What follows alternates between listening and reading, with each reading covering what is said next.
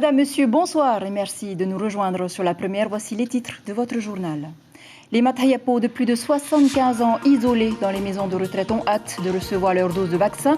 Un espoir pour certains de revoir enfin leurs proches après plusieurs mois de confinement. Et pour répondre aux nombreuses questions que se posent les Polynésiens sur le Covid-19 et ce nouveau vaccin, comme chaque mercredi, le docteur Didier Bondou est avec nous. Bonsoir, on vous retrouve dans un instant. Quant aux seniors qui sont autonomes, livrés à eux-mêmes, les moins de 70 ans, comment s'occupent-ils? Qu'attendent-ils de cette nouvelle année? Nous sommes allés à la rencontre de certains d'entre eux à Aroui.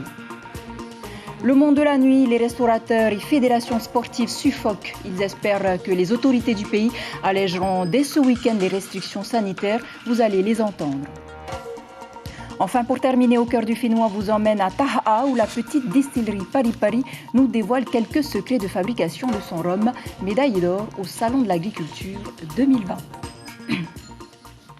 Nous vous l'annoncions hier soir, les Polynésiens âgés de plus de 75 ans pourront se faire vacciner à partir de la semaine prochaine. Pour le moment, les services de santé recensent les établissements qui les accueillent. Un espoir pour certains seniors de revoir enfin leurs proches et reprendre une vie normale. Mais pour le moment, c'est assez compliqué. Illustration dans une maison de retraite à Papeete. Brigitte Olivier et Mirko Vanfou. Et comment ça se fait que ça n'a pas été fait plus tôt? L'agacement de l'infirmier est palpable. Il est pressé et bute sur des procédures administratives qui lui paraissent longues. Ces 11 protégés sont âgés de 70 à 106 ans, atteints de diverses pathologies et rien n'est simple. Je viens d'appeler depuis ce matin et pour le moment, ils sont encore dans la phase de préparation. Ils me disent même qu'ils commenceront sûrement à vacciner qu'à partir de la semaine prochaine. Certains de ces pensionnaires souffrent d'un Alzheimer, d'autres sont sous tutelle pour différentes raisons et ce sont leurs familles qui décideront pour eux. Les personnes autonomes ont fait leur choix et il est unanime. J'en ai entendu parler et vu à la télévision et au contraire, ça, c'est rassurant au moins. J'ai confiance en la médecine. Ouais. Je suis d'accord d'être vaccinée, même si j'ai 71 ans. Ça va changer quoi pour vous le vaccin? Vous allez pouvoir sortir, vous pensez? Eh bien, si c'est autorisé, je serai contente. On a des docteurs, on a des scientifiques. J'ai confiance en eux. Et vous pensez que vous pourrez sortir après être vacciné? Je pense.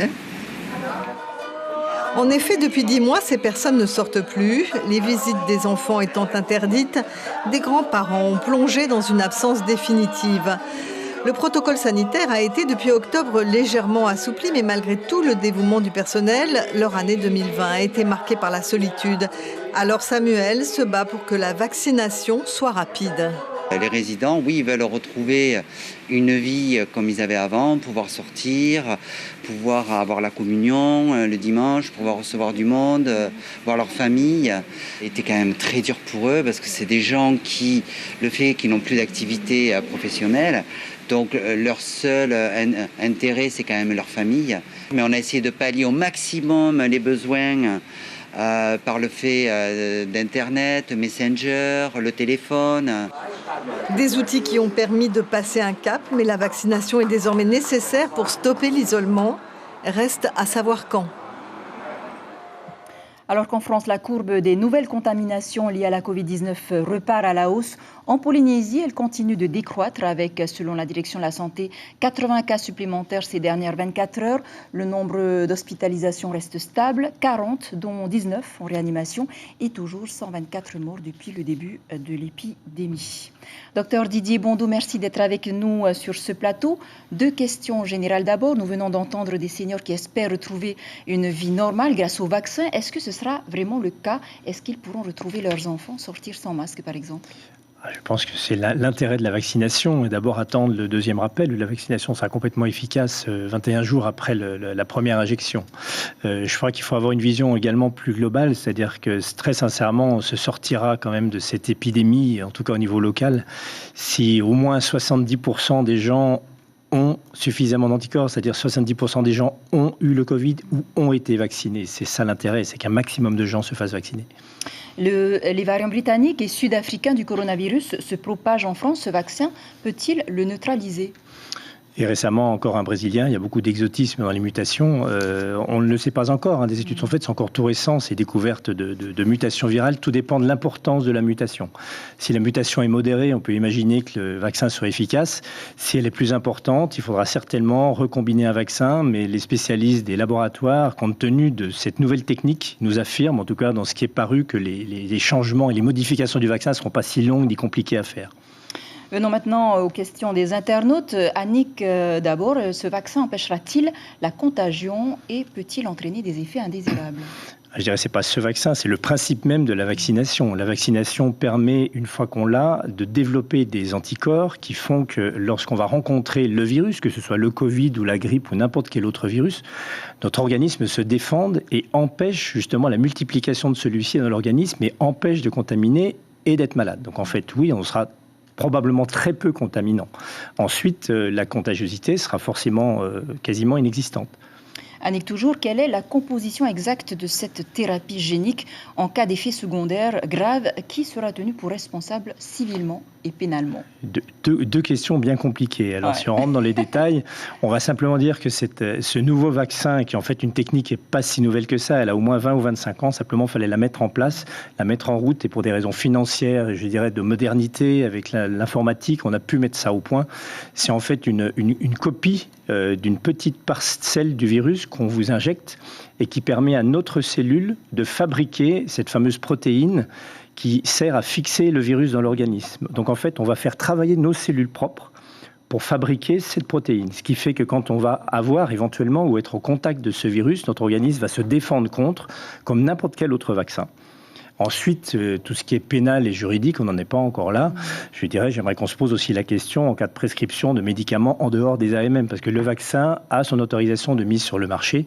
Donc après, c'est toute une procédure juridique s'il y avait des effets secondaires. Mais les effets secondaires du vaccin, c'est essentiellement l'endolorissement du membre, peut-être une asthénie, mais des effets secondaires inhérents aux allergies éventuelles chez les gens répertoriés comme étant allergiques graves, mais c'est tout.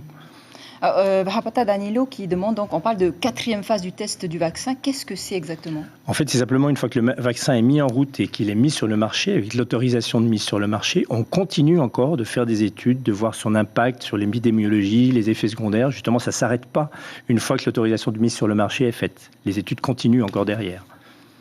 Donc une dame de 66 ans, Mamichou, elle demande « Je veux savoir si je peux me faire vacciner dès maintenant ». Elle pourra, mais pas dès maintenant. Sauf, voilà, donc, mais il faut être patient, mais je pense que les choses vont aller assez vite. Il va y avoir d'autres livraisons de vaccins dans les semaines à venir et progressivement, il y aura des phases en fonction des âges et des comorbidités qui feront que de plus en plus jeunes, les gens se feront vacciner. Et dans les mois qui viennent, j'espère que tout le monde pourra le faire.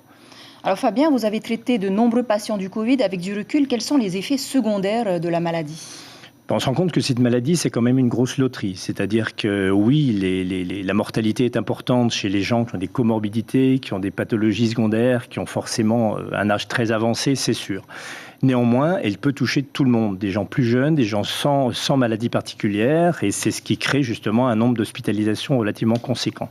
Et parfois, ce n'est qu'un petit rhume, voire très peu de symptômes. C'est la loterie. Les effets secondaires liés à la perte du goût et de l'odorat peuvent-ils être permanents ?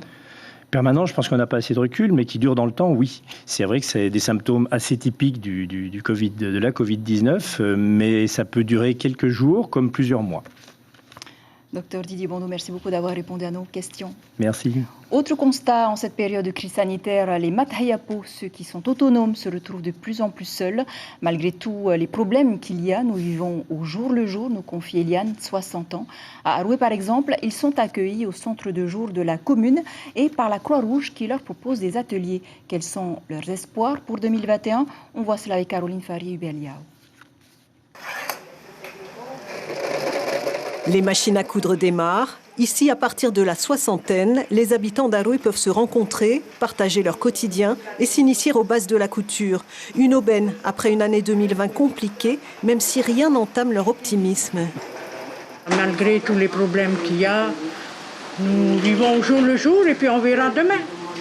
Vous êtes optimiste? Oui, très. Faut pas être pessimiste parce qu'après on vit mal, c'est pas bien. Faut bien vivre, vaut mieux accepter ce qui arrive. C'est comme ça, c'est la vie, ça fait partie de la vie. Pendant ce temps, du côté de la Pointe-Vénus, on joue avec les chiffres. Des sorties organisées par la Croix-Rouge, ouvertes à toutes les personnes âgées autonomes, quelle que soit la commune. L'objectif, c'est aussi 1 à 2 fois, voire plus par mois, d'organiser des sorties. Donc en fonction de la météo aussi, de leurs envies, de leurs souvenirs de jeunesse, de ce qu'ils ont envie de retrouver. Voilà, l'idée, c'est de sortir dans des endroits aérés, de prendre un peu l'air frais, parce que par rapport au quotidien qui est un peu morose, c'est pas évident en ce moment. Le confinement passé, les Matahiapo sont heureux de se retrouver et de sortir de leur routine. Alors qu'espèrent-ils pour 2021 ? 2021, je ne sais pas. Vous pensez qu'elle sera meilleure que l'année dernière? Peut-être. Peut-être je serai plus vieille. Ramasser du café. Oui, oui. Couper du copra. C'est ça mon projet, quand je rentre là-bas. Ouais. Et vous allez le faire? Oui, oui. Quand ça? Quand je vais arriver là-bas. Eh ben, mon projet, c'est un dimanche, je rentre chez moi. Grâce aux initiatives des associations et des communes, les activités ne manquent pas pour les personnes autonomes soucieuses de conserver leur dynamisme. Voilà, le dynamisme, le monde économique en a bien besoin aussi. Les conséquences de la crise deviennent invivables pour certains patrons. Des chefs d'entreprise suspendus aux mesures qui seront décidées demain par l'État et le pays. Le couvre-feu et les restrictions sanitaires seront-ils maintenus? On fait le point avec Ismaël Tahiata et Patita Savia. Des boîtes de nuit sans vie en plein été. Voilà, regardez, une boîte de nuit fermée depuis 11 mois avec son personnel qui attend et surtout les clients qui attendent aussi. Dur la vie de patron de nos jours. Jusqu'au bout, Stéphane tente tant bien que mal de s'accrocher. Non, on ne tient pas le coup. On a des aides qui sont promises, où tous nos dossiers sont établis. C'est un dû aujourd'hui chez nous, mais il n'y a rien sur nos comptes. Heureusement, on a je remercie des propriétaires des baux, des loyers qui sont assez indulgents et patients, qui eux peuvent attendre. Mais bon, voilà, heureusement qu'eux nous aident. Mais sinon, c'est pas possible, non? Comment vous voulez faire? Pour donner du goût au cocktail, une seule solution, supprimer le couvre-feu, ouvrir en semaine jusqu'à 1h du matin et jusqu'à 4h en week-end. Qu'on nous remette en liberté, qu'on nous laisse travailler, parce que c'est vrai que c'est plus possible de faire face aux factures et puis de travailler dans ces conditions-là, c'est plus possible. On veut réellement que ça redevienne comme avant. Bon, je pense que ça va pouvoir s'assouplir largement, puisque les vaccins sont arrivés, les vaccinations sont faites, ça a l'air de bien se dérouler. Idem pour la restauration, le couvre-feu est un véritable frein à l'art de la gastronomie. Malgré tout, Steve continue de tourner avec 100% des effectifs. Pour lui, chacun est responsable de sa santé. On nous donne des restrictions, mais on nous aide pas forcément à côté. Ok, je suis d'accord, il y a les aides du pays qui sont là. Bon, les aides, elles sont minimes par rapport à toutes les charges qu'on doit endosser tous les mois. Il y a le PGE, mais il ne faut pas qu'on oublie, le PGE, ce n'est pas une aide, hein. C'est un crédit que demain, on doit rembourser. Les banques ont été gentilles de pouvoir nous accepter des suspensions d'échéance jusqu'à 6 mois. Mais là, on arrive à terme là, des 6 mois. On fait quoi demain? On continue quoi? On continue à payer des échéances avec un chiffre d'affaires moindre, plus jusqu'à 50% de diminution de chiffre d'affaires. Je ne sais pas comment on va faire. Dans la fratrie du sport, 37 enfants en tout, lui doit faire face au mécontentement des présidents de fédération. Depuis novembre 2020, les compétitions sont à l'arrêt. Si le pays et l'État jouent les prolongations, le président du COPF demande au mouvement sportif de respecter cette décision. On est tous en attente de pouvoir reprendre la compétition, faire des entraînements, c'est très bien. Courir sur le bord de route, c'est bien aussi. Mais le sportif, sa vocation, c'est de s'entraîner pour se mesurer. Et on se mesure au sein des compétitions. Encore faut-il que les présidents de fédération, les organisateurs aient les moyens de pouvoir, je dirais, mettre en place l'ensemble des mesures barrières sur ces compétitions pour ne pas avoir de clusters supplémentaires. Abolir le couvre-feu et alléger les mesures restrictives, c'est le souhait des professionnels. Bientôt, ils seront fixés sur leur sort et pour certains, leur avenir. Et l'annonce du haut-commissaire et du président du pays a été avancée à demain. Nous serons en direct du haut-commissariat dès 11h30 en télé, radio et Internet. Le secteur du tourisme également risque de souffrir encore. Christophe Gardia, coprésident du Conseil des professionnels de l'hôtellerie, qui était l'invité café de ce matin en radio, dresse un bilan catastrophique du secteur qui a perdu 50% de ses revenus entre le mois de juillet et décembre. Selon lui, ce début d'année sera difficile. On l'écoute. Les 6 premiers mois de l'année vont être très très difficiles, même certainement plus difficiles que quand on a réouvert au mois d'août. Pourquoi ? Parce que d'abord, c'est toujours une période plus calme. Les 4 premiers mois de l'année sont toujours une période beaucoup plus calme, qui l'est encore plus cette année. Donc les mois vont être vraiment difficiles. Il y a des hôtels qui parlent d'occupation qui oscillent entre 15 et 25%, donc c'est quand même très très très bas. Par contre, effectivement, la lueur d'espoir, c'est que pour moi, il y en a 2. C'est d'abord effectivement le vaccin qui va permettre de circuler un peu plus facilement et de manière un peu plus sereine. Et également que notre destination est une destination aujourd'hui qui correspond à toutes les attentes des gens qui veulent voyager, à savoir qu'on n'est pas une destination de masse, qu'on est protégé, que c'est assez isolé, donc et puis une destination qui permet de se recentrer sur soi, sur les essentiels, et c'est ce que recherchent les gens aujourd'hui. Voilà, et sachez que demain, Maxime-Antoine Micha, président du syndicat des restaurants et snack bars, sera l'invité café de votre matinale radio. De son côté, le gouvernement est aux îles sous le vent ce mercredi pour un conseil des ministres décentralisé. Après une heure de débat au sujet des affaires du pays, les Tabana des Raromatei ont exposé tour à tour les problématiques spécifiques à leurs îles. La délégation a ensuite enchaîné une visite marathon à l'hôpital d'Outuroa, en passant par la remise de plusieurs aides attribuées à une quinzaine d'agriculteurs qui en avaient fait la demande, sans oublier bien sûr le secteur du tourisme. Je vous propose d'écouter le vice-président du pays au micro de Julien Vesco. Surtout fait le point des dossiers par ministère pour les îles sous le vent. Pour en citer un, évidemment l'agriculture avec la valorisation de la terre boubée que nous avons achetée, tout le programme de valorisation des produits agricoles avec les zones de stockage, les ateliers d'agrotransformation, le dossier UNESCO de Tapu Tapu Atea qui évolue dans sa mise en œuvre. Voilà, le Conseil des ministres a aussi annoncé aujourd'hui le démarrage des soldes dès mercredi prochain jusqu'au 7 février inclus. Également dans l'actualité, le ministre des Outre-mer, Sébastien Lecornu, est visé par une enquête préliminaire pour prise illégale d'intérêt, une enquête ouverte par le parquet national financier. Selon les informations dévoilées par le Canard enchaîné, les faits remonteraient à l'époque où l'actuel ministre cumulait les fonctions de président du conseil départemental de l'Eure et un poste d'administrateur de la Société des autoroutes Paris-Normandie. L'ancien sénateur a déclaré avoir touché des jetons de présence pour un total de 7 874 € bruts, correspondant donc à ses activités d'administrateur de la Société des autoroutes entre 2016 et 2017. Enfin, comme promis, pour clore ce journal, direction l'île Vanille, où la distillerie Paris nous livre quelques secrets de fabrication de son rhum. Faiblement impactée par la crise l'an passé, la société de Laurent Masseron envisage d'élargir sa gamme de boissons, toujours en misant sur un rhum d'exception. Les connaisseurs de l'île et les touristes de passage ne sont jamais déçus. Punoa Tuti.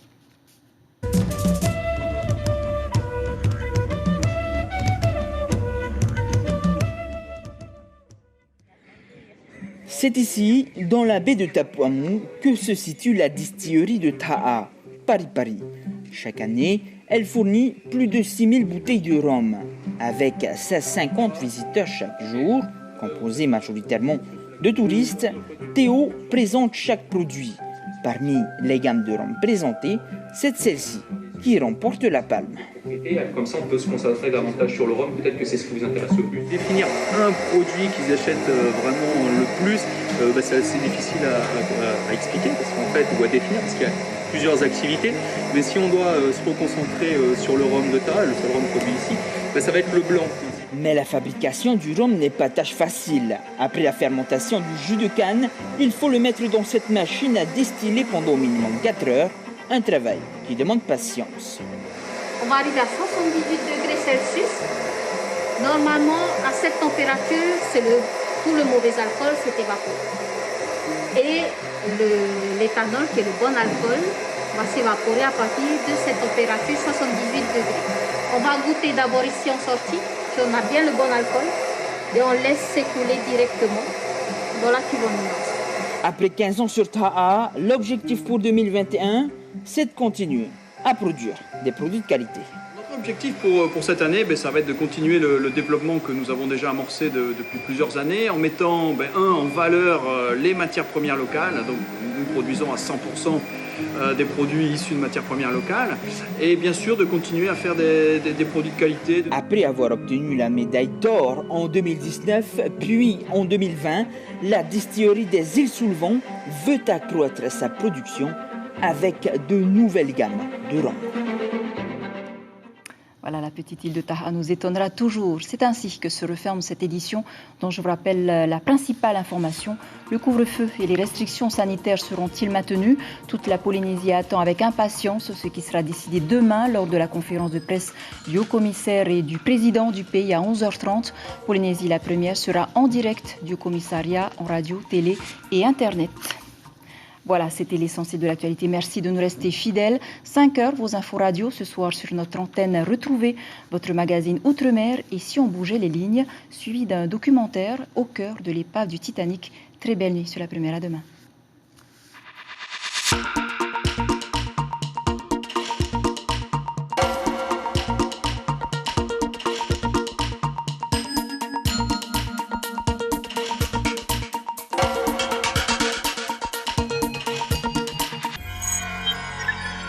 Retrouvez ce programme en replay sur notre site internet